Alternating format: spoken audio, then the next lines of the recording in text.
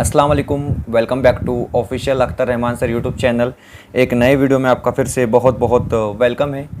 आज के इस वीडियो में हम 10वीं क्लास की 10वीं कक्षा का कविता नंबर 4 जीनो ढूंढा, जिनको संत कबीर जी ने लिखा है, वो देखने वाले हैं। हम उन्हीं वीडियो को अक्सर बनाते हैं जिन वीडियो की डिमांड होती है, जिन वीडियो को यूट्यूब में ज़्यादा से ज़्यादा सर्च किया जाता है, क्योंकि पब्लिक क्या करते हैं, स्टूडेंट्स क्या करते हैं, बच्चे क्या करते हैं, वही चीज़ें ज़्यादा से ज़्यादा सर्च करते हैं जिसकी ज़रूरत उनको होती है। और जीनो ढूंढा एक मास्टर लेवल, मास्टर डिग्री में जिस तरीके से हम कबीर जी के दोहे पढ़ते हैं, एमए में बोलो या आप ग्रेजुएशन में, तो उस तरीके से ये कविता है, यानी बहुत मुश्किल कविता है जो 10वीं क्लास के हिसाब से हम इसको देखेंगे, इस नज़्म को देखेंगे, क्योंकि ये दोहे हैं और दोहे कबीर के मुश्किल ही होते हैं। तो उस ताल्लुक से जो है हमको ये वीडियो बनाना बहुत अहम था, क्योंकि 10वीं में जब आप जुलाई और मार्च के एग्ज़ाम देखेंगे तो तब आपको जो है जीनो ढूंढा देखने के लिए मिलेगा। मतलब मैक्सिमम बार जो है आपको ये कविता एग्ज़ाम में पूछी गई है, इसलिए हम इस वीडियो में आपको जीनो ढूंढा के बारे में पूरा डिटेल में मालूमात देंगे। इस कविता का भावार्थ क्या होता है और संत कबीर जी ने किस तरीके से अपनी कविता, अपने दोहे में तमाम चीज़ों का उल्लेख किया है, जिक्र किया है, इस वीडियो के माध्यम से हम आपको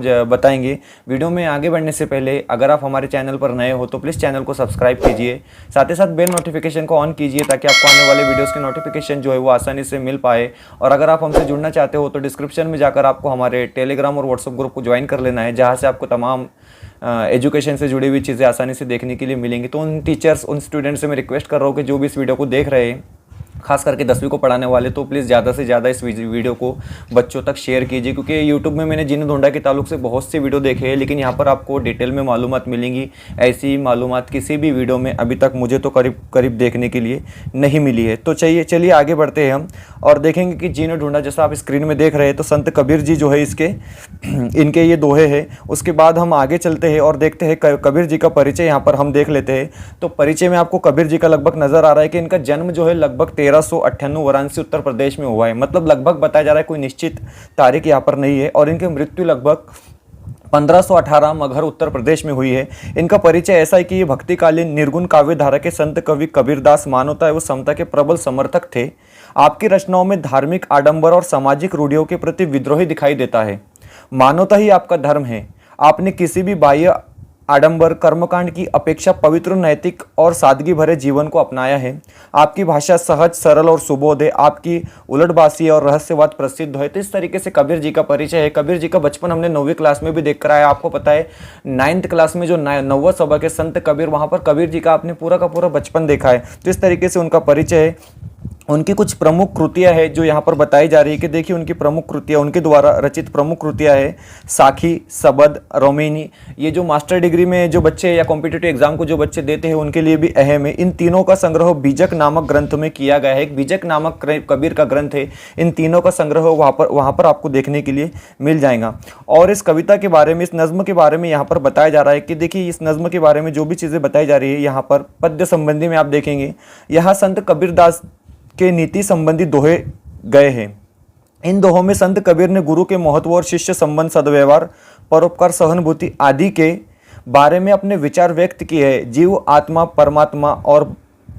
परमात्मा के बारे में भी आपके विचार महनीय चिंतन को प्रेरित करते हैं। तो इस तरीके से इस पद्य विभाग, मतलब इस दोहों के बारे में यहाँ पर संक्षिप्त में थोड़ा सा परिचय दिया गया है। और आइए अब हम कविता की तरफ बढ़ते हैं, जो कि आपका दोहा नंबर 1 है, यानी पहली ही लाइन जो आपकी बुक्स में, आपकी किताब में नज़र आएंगी। तो वहाँ पर इस तरीके से दिया गया है कि देखिए, बड़ा हुआ तो क्या हुआ जैसे पेड़ खजूर।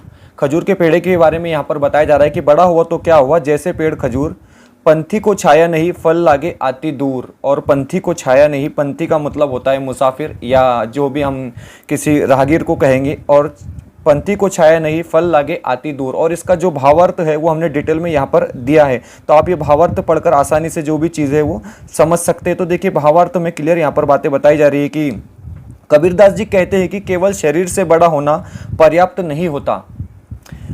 अपने बड़प्पन से दूसरों को लाभ पहुंचाने की क्षमता व्यक्ति के पास होनी चाहिए।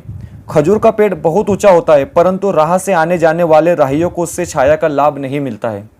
और फल अधिक दूर लगने के कारण राहगीर उसके फलों का स्वाद भी नहीं ले सकते। यदि व्यक्ति के बड़े होने से दूसरों का भला हो सकता है तो ही व्यक्ति सचमुच का बड़ा है। तो यहाँ पर इस तरीके से बताया जा रहा है कि जिस तरीके से खजूर का पेड़ होता है, ना तो उसकी छाव हमारे काम आती है, ना ही उसका फल हमारे काम आता है, ठीक इसी तरीके से एक इंसान होता है, अगर वो जितना चाहे मर्जी बड़ा हो जाए, लेकिन जब तक वो किसी की भलाई नहीं कर सकता, उसके बड़ा होना व्यर्थ है, उसका बड़े होने का कोई मतलब यहाँ पर बताया नहीं जा रहा है। उसके बाद हम आगे देखते हैं, हमारे आगे बताया गया है अगले दोहे में इस तरीके से बताया गया है कि शिष्य को ऐसा चाहिए, शिष्य मतलब शिष्य या स्टूडेंट्स भी इसको आप कहेंगे, शिष्य को ऐसा चाहिए गुरु को सब कुछ दे, मतलब अपने गुरु को सब कुछ दे देना ही शिष्य का काम है, मतलब स्टूडेंट्स का काम है। हम इसको साधारण लैंग्वेज में लेंगे तो गुरु को ऐसा चाहिए शिष्य से कुछ नहीं ले, और गुरु भी ऐसा होना चाहिए, मतलब आपका टीचर हो या आपका गुरु हो, वो भी ऐसा होना चाहिए कि अपना जो स्टूडेंट होता है, अपना जो शिष्य होता है, उसे किसी चीज़ की उम्मीद वो ना रखे। इसका भावार्थ देखिए आप, कबीरदास जी कहते हैं शिष्य का ऐसा स्वभाव होना चाहिए कि वह गुरु पर अपना सर्वस्व अर्पण कर दे, जैसा शिष्य हो वैसा ही गुरु को भी होना चाहिए। गुरु भी ऐसे स्वभाव वाला होना चाहिए कि वह शिष्य के कुछ भी न लेने की इच्छा रखता हो। मतलब यहाँ पर साफ साफ बात है कि ऐसा शिष्य होना चाहिए, ऐसा स्टूडेंट्स होना चाहिए कि जो अपने गुरु पर सब कुछ निछावर कर देता है। ठीक उसी तरीके से उनका गुरु भी वैसा ही होना चाहिए जो अपने शिष्य से, जो अपने स्टूडेंट से कुछ भी लेने की अपेक्षा, कुछ भी लेने की उम्मीद ना रखता हो। आसान सी चीज़ थी। उसके बाद हम देखेंगे यहाँ पर देखिए आप, कबीरा संगत साधु की जो गंदी की बास, जो कुछ गंदी, जी जस्ट एक मिनट, कबीरा संगत साधु की जो गंदी की बास, जो कुछ गंदी दे नहीं तो बास सुबास। तो यहाँ पर बताया जा रहा है कि गंदी का मतलब होता है इतर विक्रेता, मतलब इतर जो बेचता है उसको हम गंदी कहते हैं, और सुबास मतलब इसको हम सुगंध कहते हैं, सुबास को हम क्या कहते हैं, सुगंध कहते हैं। तो यहाँ पर बताया जा रहा है कि कबीर जी कहते हैं, क्या कहते हैं देखिए, कि सज्जन व्यक्ति की संगति इत्र बेचने वाले की सुगंध की तरह महकती है। इत्र बेचने वाला व्यक्ति हमें कुछ दे या ना दे, फिर भी उसके पास रहने से सुगंध मिलती ही है। तो देखिए, एक इत्र विक्रेता होता है, इत्र बेचने वाला एक इंसान होता है। अगर आपको वो इत्र दे रहा है या नहीं दे रहा है, आपको कुछ दे रहा है नहीं दे रहा है, लेकिन उसके आसपास की सुगंध जो है हम तक पहुंचती रहती है। ठीक इसी तरीके से एक सज्जन इंसान, एक साधु इंसान होता है। अगर आप उसकी संगत में रहोगे तो भले ही आपको कुछ ना मिले, बेहतर चीज़ें उससे देखने के लिए मिलेंगी। यहाँ पर ये चीज़ें बताई जा रही है। उसके बाद अगले दोहे को हम देखते हैं, दुर्बल को ना सताए। दुर्बल मतलब हम कमजोर व्यक्ति को कहते हैं, जो व्यक्ति कमजोर होते हैं, लाचार होते हैं। जाकी मोटी हाय, हाय शब्द जो है ये दुख के लिए, मतलब किसी की हाय लग जाना हम बोलते हैं तो दुख के लिए व्यतीत होता है। बिना जीव के श्वास से लोह भस्म हो जाए, और यहाँ पर बताया जा रहा है कि बिना जीव के श्वास से लोह भस्म हो जाए। इसका जो भावार्थ है यहाँ पर दिया गया है। कबीरदास जी कहते हैं कि दुर्बल या कमजोर व्यक्ति को नहीं सताना चाहिए। कबीरदास जी यहाँ पर स्पष्ट कह रहे हैं कि दुर्बल और कमजोर व्यक्ति को नहीं सताना चाहिए। उनकी हाय या उनके मुख से निकली बद्दुआ बड़ी प्रभावशाली असरदार होती है। जब जब उनके मुख से कोई बद्दुआ या कोई हाय निकलती है वो बड़ी प्रभावशाली होती है। इस तरीके से कबीर जी यहाँ पर बता रहे हैं। जिस प्रकार लोहार के पास धूकनी होती है, आपने देखा है कि लोहार के पास एक धूकनी होती है जिससे वो लोहा पिघला देते हैं, वो निर्जीव होती है और उसमें जान नहीं होती है। निर्जीव का मतलब होता है कि उसमें किसी तरीके की कोई जान नहीं होती है, पर जब उससे हवा निकलती है तब हवा रूपी श्वास से लोहा भी भस्म हो जाता है। लेकिन जब लोहार की उस धूकनी से हवा निकलती है तो लोहा भी उससे भस्म हो जाता है। तो ठीक इसी तरीके से दुर्बल इंसान की बद्दुआ होती है। अगर आप उसकी बद्दुआ लेंगे, आप उसकी हाय लेंगे तो आप भी भस्म हो जाएंगे। इस तरीके से कबीर जी यहाँ पर बता रहे हैं। आगे देखिए, गुरु कुम्हार शिष्य कुंभ। अब कुम्हार किसको कहते हैं? जो मटका वगैरह बनाता है, जो घड़ा वगैरह बनाता है, उसे कुम्हार कहते हैं। और कुंभ कहते हैं उसके घड़े को। गड़ गड़ गाड़े कोट, अंतर हाथ सहार दे बाहर बाहे चोट। वो अंदर से जिस तरीके से अपने घड़े को, अपने मटके को सहारा देता है, सपोर्ट करता है, और बाहर से उसको।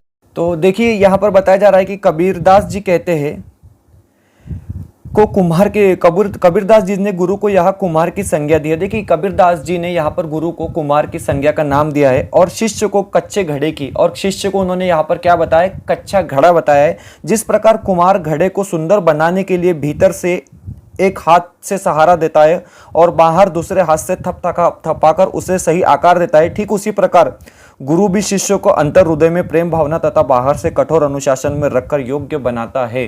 तो जिस तरीके से कुम्हार अपना एक घड़ा बनाता है, अपना एक मटका बनाता है, उसको अंदर से सहारा देता है और बाहर से उसको थपथपाता है, ठीक इसी तरीके से यहाँ पर बताया जा रहा है कि अपना जो गुरु होता है, अपने जो शिक्षक होते हैं, वो भी हमको अंदर से जो है हृदय में प्रेम भावना तथा बाहर से कठोर अनुशासन में रखने योग्य बनाता है। वो हमको कहा बाहर से कठोर अनुशासन में रखते हैं और अंदर से अपने लिए प्रेम की भावनाएं वो रखते हैं।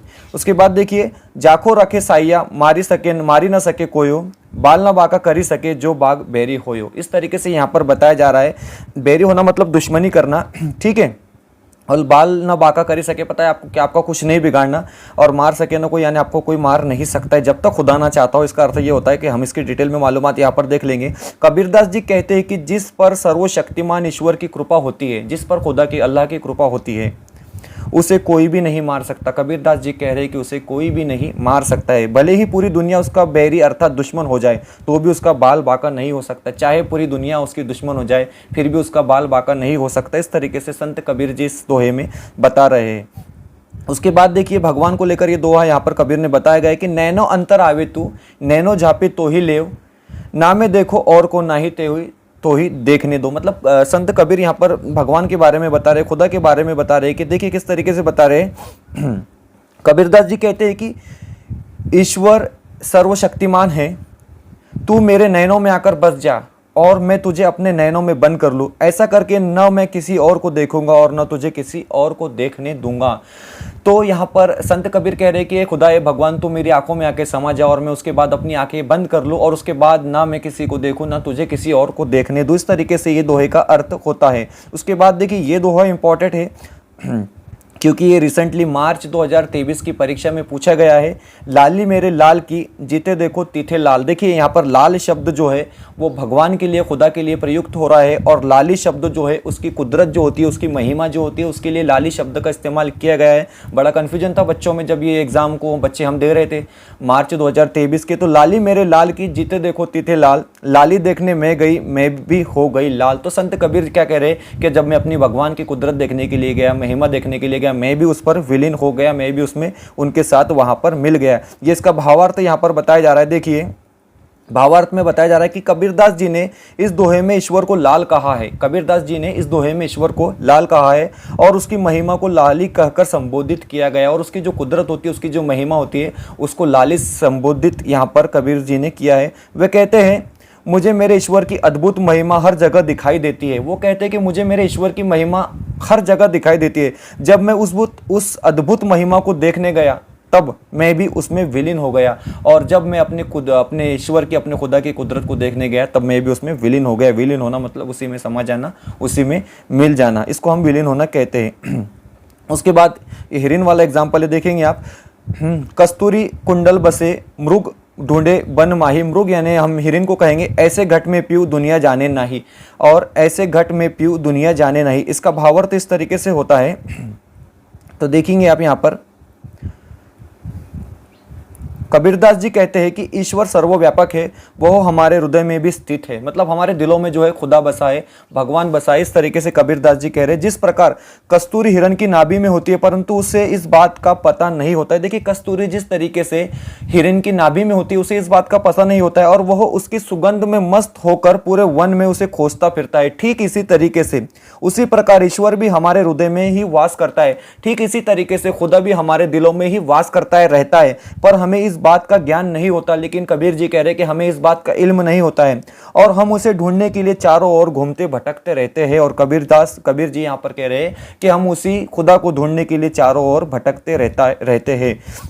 सेकंड लास्ट दोहा है, जीने ढूंढा तीनों पाइया गहरे पानी बैठे, जो बोरा डूबने डरा राह किनारे बैठे। यहाँ पर होता है रिस्क लेंगे कि तो आपको कामयाबी मिलेंगी। कबीर जी कह रहे हैं कि अगर आप चांस लोगे तो आपको कामयाबी मिलेंगी, अगर आप बैठे रहोगे तो बैठे के बैठे रह जाओगे। तो देखिए किस तरीके से बताया गया है, जीवन में साहस का होना अत्यावश्यक है। मतलब आपके अंदर साहस होना अत्यावश्यक है। यदि व्यक्ति के पास अनमोल रत्न पानी की चाह है तो उसे पानी की गहराई में उतरना ही पड़ेगा। अगर आपको कामयाब होना है, अगर आपको सक्सेस होना है तो आपको गहरे पानी में उतरना ही पड़ेगा। यदि उस बावले को डूबने का डर है तो वह किनारे पर ही बैठा रह जाएगा। अगर आप डूबने से डरते हैं तो आप किनारे पर ही बैठे रह जाएंगे। इस तरीके से कबीर जी यहाँ पर बता रहा है, ऐसा व्यक्ति जीवन में कुछ भी नहीं कर पाएगा, और ऐसा व्यक्ति होता है जो जीवन में कुछ भी नहीं कर पाएगा। इस तरीके से कबीर जी यहाँ पर बता रहे हैं।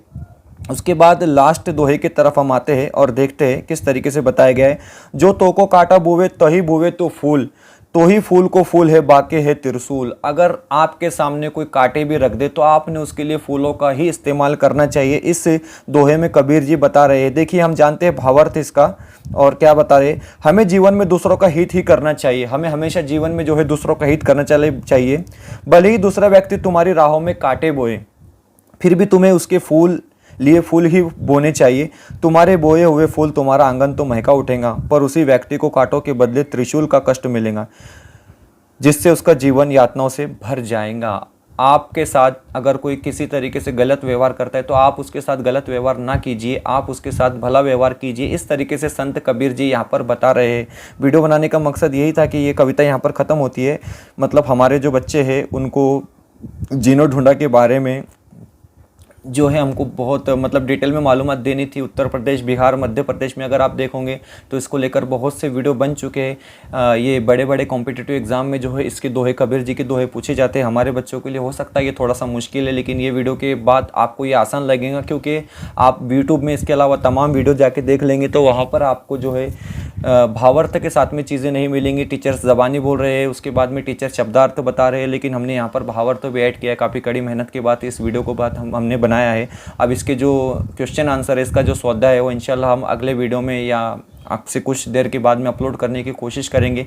वीडियो बेहतर लगे तो प्लीज़ वीडियो को लाइक कीजिए, चैनल पर नए हो तो प्लीज़ चैनल को सब्सक्राइब कीजिए। और ऐसे ही कोई अगर हिंदी और मराठी से जुड़ा हुआ सबक हो या नज़्म हो या संतवानी हो, अगर आपको मुश्किल लगती है तो आप हमें कमेंट्स करके बताइए कि आपको कौन सी संतवानी की इसी तरीके से डिटेल में मालूमात चाहिए। ठीक है, जुड़े रहिए हमारे चैनल के साथ किसी भी बेहतर अपडेट के लिए। अल्लाह हाफिज़, खुदा हाफिज़, बाय।